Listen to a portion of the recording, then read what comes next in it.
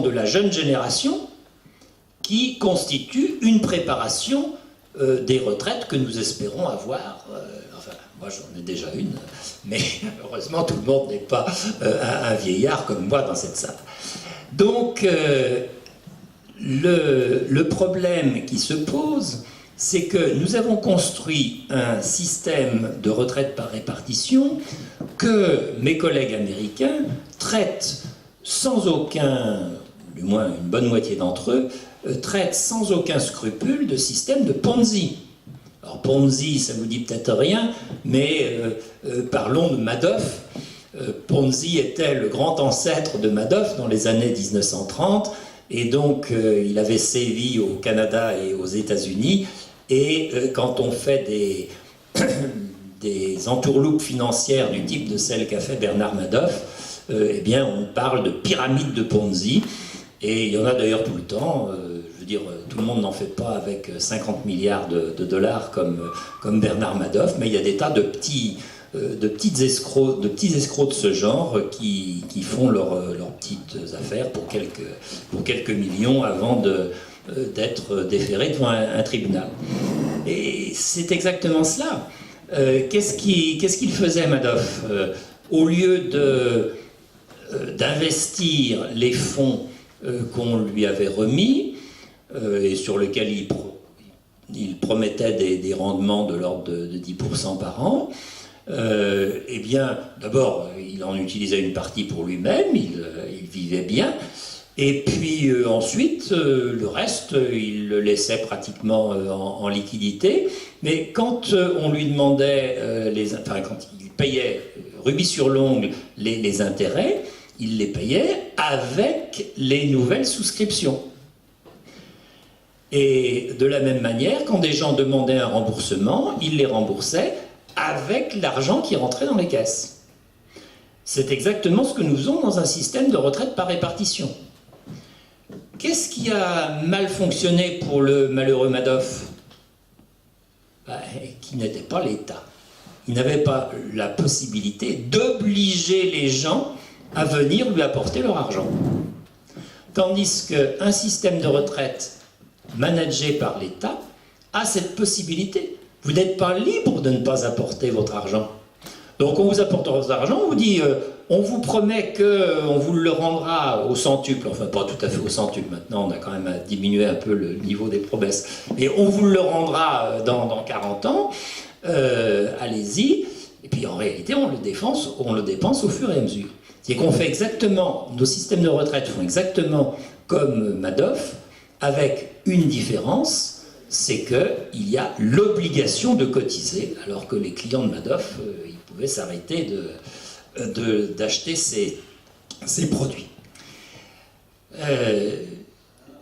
Il n'est pas possible de fonctionner de manière saine de cette manière-là. Il faudrait reconnaître un jour ou l'autre ce que disait Sauvy, c'est-à-dire que nous ne préparons pas nos retraites par nos cotisations, mais par nos enfants.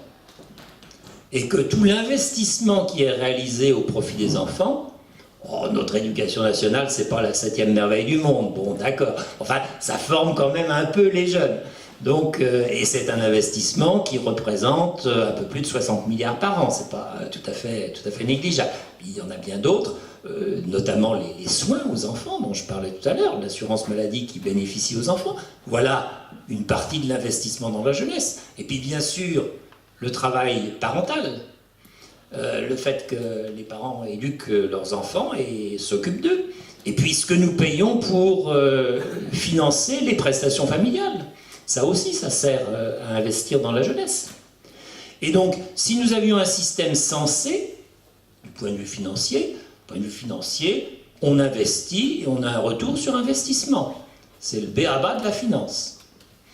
Eh bien, en matière de retraite par répartition, nous devrions avoir le même réalisme, c'est-à-dire d'un côté, on investit dans la jeunesse, et de l'autre, on espère un dividende de cet investissement, c'est-à-dire d'avoir des jeunes en nombre suffisant et suffisamment bien formés pour que le moment venu, leur cotisation puisse, quand on sera âgé, nous servir des pensions. Donc nous avons construit notre système de retraite par répartition, qui représente un peu plus de 40% de l'ensemble de la protection sociale, sur une base fausse. Et en même temps, nous avons construit sur une base fausse la totalité de la branche famille. Car la branche famille, comme je viens de vous l'indiquer, elle est destinée à financer une partie de l'investissement dans la jeunesse. Et qu'est-ce que nous disons? Nous disons que c'est de l'argent qui part nulle part. Enfin, ce que nous disons, pas ce que disent en général les hommes politiques, que c'est de la solidarité nationale, qu'on donne de l'argent parce que les familles en ont besoin. Ce sont de pauvres gens, elles sont appauvries, et c'est ce qui vaut d'ailleurs aux hommes à une bonne partie du monde politique de dire faisons une politique familiale, oui, mais une politique familiale sociale, c'est-à-dire cet argent ne le gaspillons pas, donnons-le aux familles qui en ont vraiment besoin, mais ne le donnons pas aux familles qui gagnent déjà suffisamment par elles-mêmes. Tout ça, cette fausse perception de la politique familiale, elle vient de ce qu'on ne la considère pas comme un investissement. Si on la considérait comme un investissement, eh bien, par exemple, on donnerait des droits à pension au prorata de ce que les gens versent aux caisses d'allocation familiale, et non pas au prorata de ce qu'ils versent aux caisses de retraite. Ça serait beaucoup plus logique d'un point de vue économique. Donc nous avons un système qui est bâti de manière, je dirais, extrêmement irréfléchie. On a mis en place des formules, et puis on a essayé de les faire vivre à coups de lois, de décrets, de façon à ce qu'il n'y ait pas de rupture financière, qu'il n'y ait pas tout d'un coup une absence de prestations, mais on n'a pas cherché la façon réelle dont les systèmes d'assurance sociale fonctionnaient. On n'a pas cherché les échanges économiques qui se produisaient, des échanges entre générations successives en particulier, car c'est ça un des grands moteurs de l'humanité, les échanges entre générations successives. Vous avez une génération qui arrive, elle a besoin d'être aidée, elle n'est pas directement productive. Les gens qui sont d'âge mûr, les adultes, vont s'occuper d'elle, vont donc lui apporter l'investissement ce qu'elle a besoin pour investir en elle-même, parce qu'un enfant, il se construit d'une certaine manière, on lui apporte des éléments pour se construire, mais il se construit.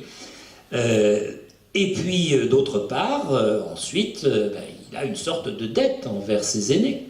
Et cette notion de dette, elle est extrêmement ancienne. On la retrouve à peu près dans toutes les parties du monde. Chez les Chinois, ça s'appelle la piété filiale, un des piliers du confucianisme. Il y a d'ailleurs un livre de la piété filiale qui est un des livres fondamentaux, non pas de Confucius. Confucius, il n'écrivait pas lui-même, c'est ses disciples qui ont rédigé les choses. C'est un peu comme Socrate. C'est Platon qui a rédigé ce qu'avait dit Socrate.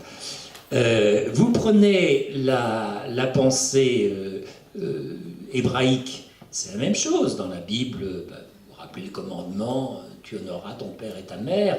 Vous le retrouvez d'ailleurs sous une autre forme ensuite dans le Coran. Il y a tout ce commandement aux enfants de prendre soin de leurs parents, qui se retrouvent soit dans une pensée philosophique, mais quand même un peu liée au culte des ancêtres, comme le confucianisme, ou dans les religions du livre, mais aussi la plupart des autres formes de religion. Je ne vais pas m'étendre davantage, mais l'humanité avait sécrété à travers son premier mode d'organisation, la religion est un des premiers modes d'organisation des sociétés humaines, et elle avait sécrété à travers ça une idée simple et juste, c'est-à-dire que les enfants ont été formés par leurs parents et que, en conséquence, il est normal qu'ils qui s'occupent d'eux quand ces parents atteindront un certain âge et ne seront plus aussi productifs. Donc, notre sécurité sociale a rompu avec cette logique millénaire, n'est-ce pas? Elle a rompu, c'était une bonne chose dans un sens, de rompre avec la logique étroitement familiale ou tribale qui prévalait. Parce que c'est vrai que si vous avez un échange intergénérationnel uniquement à l'intérieur d'une famille, quid de ceux qui ont le malheur de ne pas avoir d'enfants? Bon, faut-il les laisser dans la misère? Bon, donc, de socialiser le phénomène, c'est-à-dire de réaliser l'échange au niveau d'une société, d'une nation par exemple, c'était incontestablement une bonne idée. Ça permet aux gens, ceux qui ont moins d'enfants, ils vont peut-être payer plus d'impôts, c'est le sens du quotient familial. D'ailleurs, on n'a jamais compris que le quotient familial, ça servait à ça, à faire en sorte que les gens qui ont moins d'enfants payent plus d'impôts pour entretenir en quelque sorte les enfants des autres. C'est le principe. Et comme ça, ils auront les mêmes droits à la retraite. Ils auront contribué aussi, et donc ils ont des droits. S'il n'y avait pas une contribution en argent venant d'eux, eh bien, après tout, la justice élémentaire, ça serait qu'il n'ait pas de retraite. Donc, nous avons occulté ces mécanismes d'échange intergénérationnel qui avaient été finalement mieux connus par nos lointains ancêtres qu'ils ne le sont par nous-mêmes. Et c'est cette accumulation d'erreurs qui plombe notre sécurité sociale. J'en citerai une dernière, c'est pas la dernière pièce du musée des horreurs, si l'on peut dire. C'est en matière d'organisation des caisses de sécurité sociale. La confusion qui a été faite par nos législateurs entre la loi qui doit organiser, évidemment, cette sécurité sociale ou ces assurances sociales, comme on voudra les appeler, et puis les responsables de la gestion de ces organismes. Cette confusion entre l'édiction des règles et la gestion quotidienne est une erreur absolument majeure. Elle s'exprime par les lois de finances, de financement de la sécurité sociale, calquées sur les lois de finances. Tout ce qui relève de la gestion de notre protection sociale, enfin du moins de la partie sécurité sociale, est contenu dans les lois de financement de la sécurité sociale. Donc, c'est le législateur qui, au lieu simplement de poser des règles, va vous dire, mais voilà, vous devez faire de telle manière, vous devez prélever des cotisations à tel taux, vous devez partir à la retraite à tel âge, selon telle formule de calcul, etc., etc. Autrement dit, un directeur de caisse n'a plus aucune responsabilité réelle. Il n'est plus le responsable de l'équilibre entre les ressources et les emplois. Et ça va bien au-delà, car le législateur a construit une tuyauterie à côté de laquelle le centre de Beaubourg fait figure de simple jouet, n'est-ce pas? La tuyauterie de la sécurité sociale, c'est bien pire que Beaubourg. Ça va dans tous les sens. Et donc, on ne peut plus rien y comprendre. Quand nous lisons, si vous avez envie de bien dormir ce soir, allez sur Internet, vous tapez « Commission des comptes de la sécurité sociale » et vous aurez les 300 pages. Ils en ont fait un peu moins que les années précédentes. Ils ont sabré, de manière très dommageable d'ailleurs, dans les les comptes de la sécurité sociale. Ils sont beaucoup moins complets que les années précédentes. Les années précédentes, vous en avez eu 400, donc profitez de ce que vous en avez avec 300 cette année pour aller jeter un coup d'œil. Ces comptes de la sécurité sociale, ils ne veulent strictement rien dire. On vous fait soigneusement les comptes de l'assurance maladie, les comptes de l'assurance vieillesse, les comptes de la branche famille. Ça ne veut rien dire. Il y a plein de vases communicants entre les deux. Prenons un exemple avec la vieillesse et la famille. La branche famille a été mise en déficit il y a quelques années par le transfert massif de ressources au profit de la branche vieillesse. On a dit tiens, mais pourquoi les majorations de retraite pour familles nombreuses sont payées par la branche vieillesse? Après tout, c'est une question familiale, elle devrait être payée par la branche famille. Alors, on les a mis progressivement, gauche et droite confondues, à la charge de la branche famille. Je vais quand même vous raconter la façon dont ça s'est passé, parce que c'est assez croquignol. C'est Jospin qui a commencé. Il a commencé avec 15% de ses majorations transférées à la charge de la branche famille. La droite a poussé des cris d'orfraie. Elle a déféré la loi au Conseil constitutionnel qui n'a pas sanctionné, qui n'a pas supprimé les articles. L'année suivante, Jospin est passé à 30%, la droite a continué d'Erchef à protester, sans aller à nouveau devant le Conseil constitutionnel, mais enfin, ils ont vraiment beaucoup crié. Et puis, sur ces entrefaits, il y a eu changement de majorité, et l'alternance a amené un gouvernement de droite. La première chose qu'il a fait, ce gouvernement est arrivé au printemps, il fallait commencer la préparation de la loi de financement de la sécurité sociale. Une de leurs premières décisions, puisque cette loi de financement de la sécurité sociale est arrivée très vite dans le travail gouvernemental, ça a été de porter le taux de transfert depuis la caisse famille vers la caisse vieillesse de 30 à 60%. Et nous avons assisté au cours des dernières années au passage de 60% à 100%. C'est comme ça que les finances de la branche famille sont devenues déficitaires, elles étaient nettement excédentaires, et qu'on a dit, puisqu'elles sont déficitaires, il faut faire des économies. Et si vous avez aujourd'hui des restrictions, que ce soit sur les prestations d'accueil de l'enfant, sur également les prestations, comment on appelle ça, l'APJE, l'allocation pour la garde des enfants, les différentes allocations pour la garde des enfants.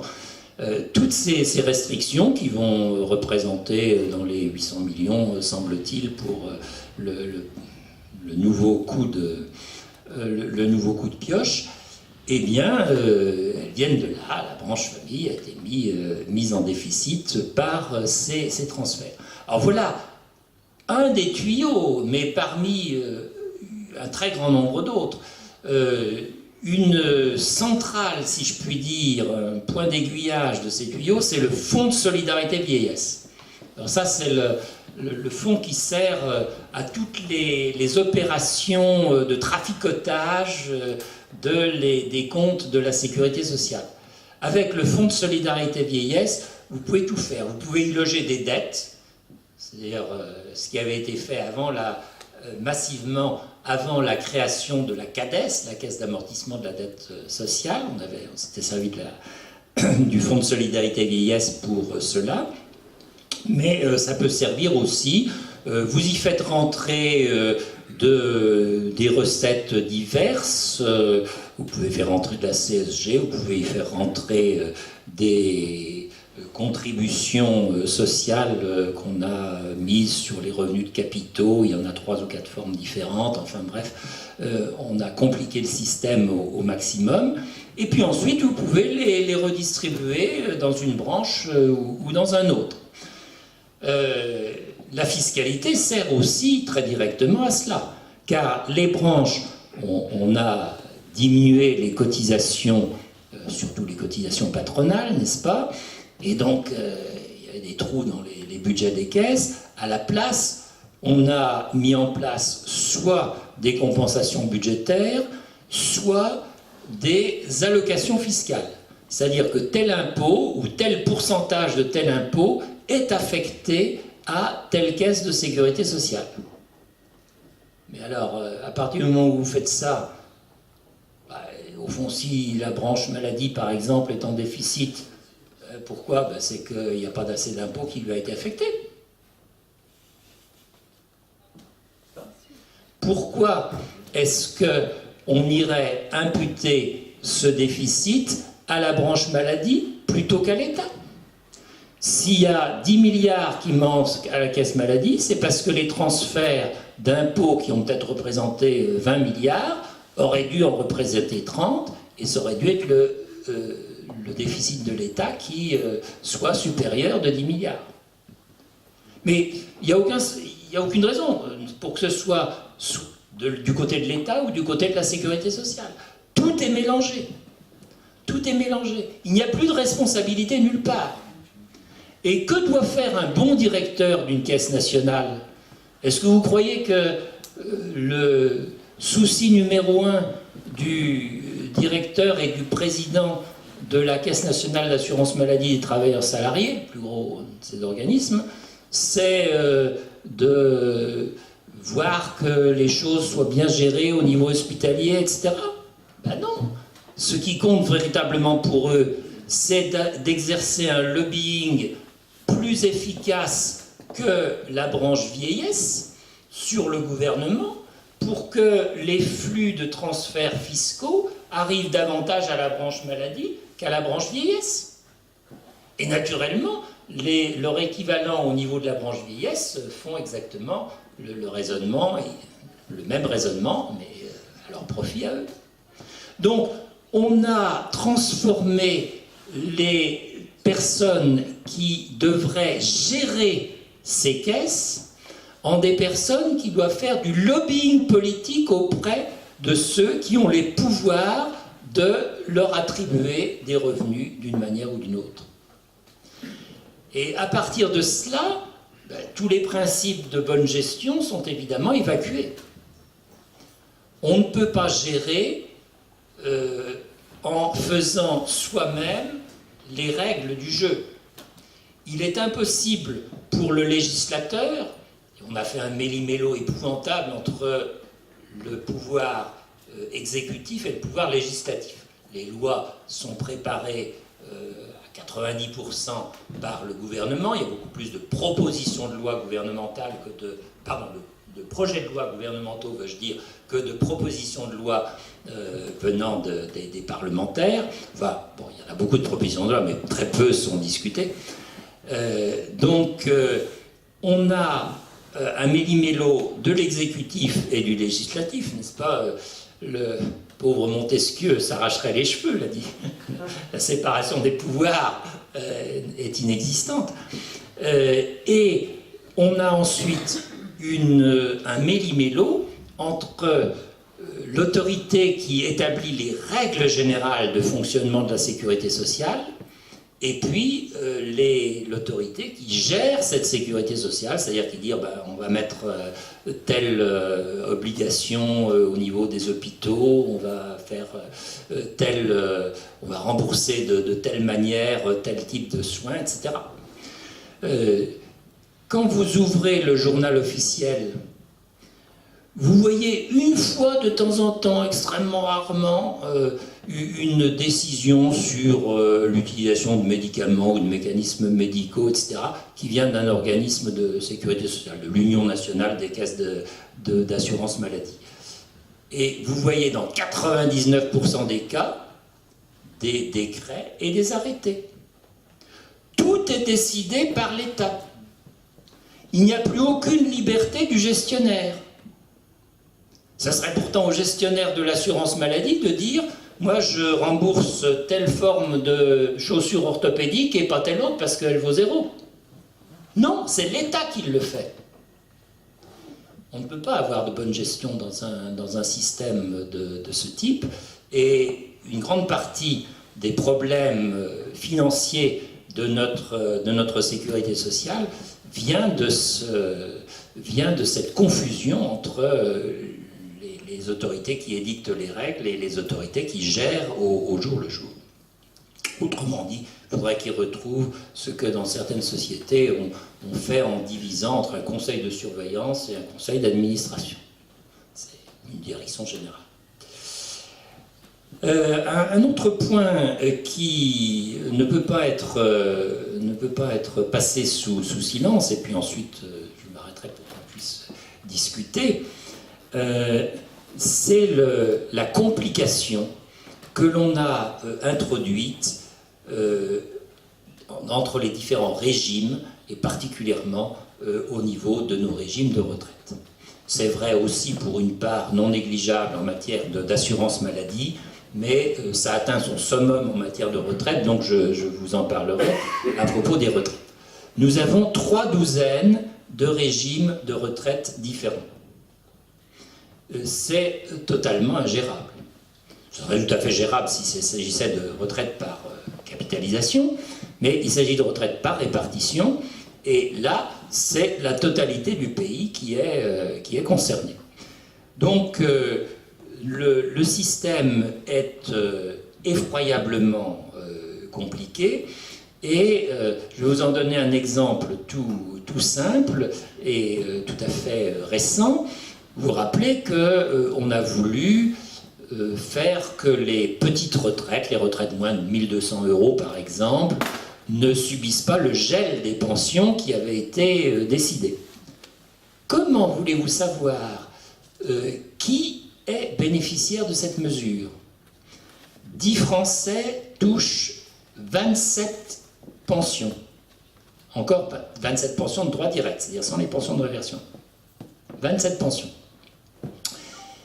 Donc, à part quelques fonctionnaires qui n'ont jamais travaillé dans le privé, ou quelques cheminots, enfin bref, la plupart des Français ont plusieurs retraites. Le salarié qui a fait toute sa carrière dans le privé, bah, il a au moins 2 retraites et puis 3 s'il est cadre, avec donc la sécurité sociale, l'ARCO pour tout le monde et la GIRC pour les cadres.